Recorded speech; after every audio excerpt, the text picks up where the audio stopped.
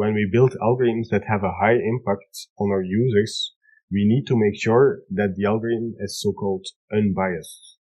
This means that the algorithm behaves in the same way for both majority and minority groups.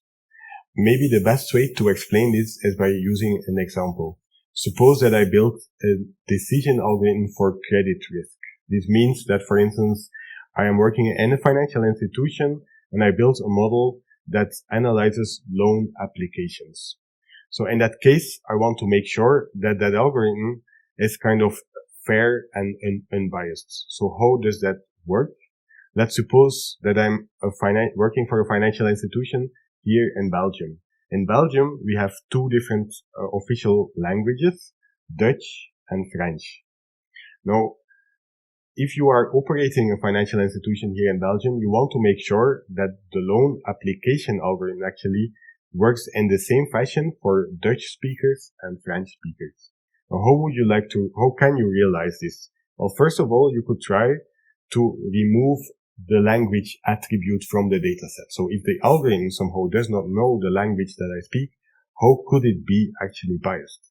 Well, actually, here in Belgium, the northern part of the country is Dutch speaking, while the southern part of the country is French speaking.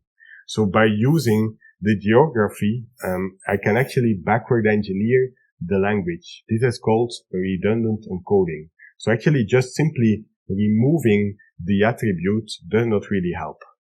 The second approach that you can take is by defining what we call demographic parity. In that case, you want the results to be exactly the same for Dutch and French-speaking people.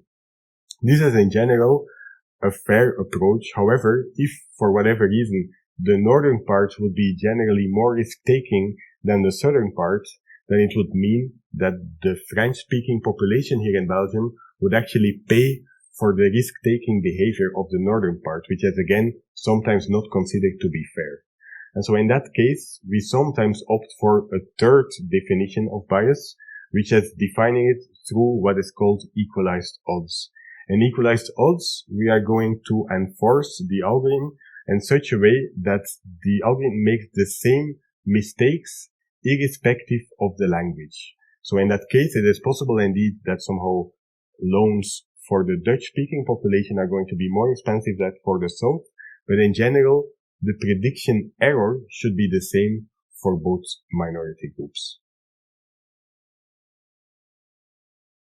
We test for bias by defining quantitative measures to be able to automatically detect from the data and from the model outputs if a model is actually biased.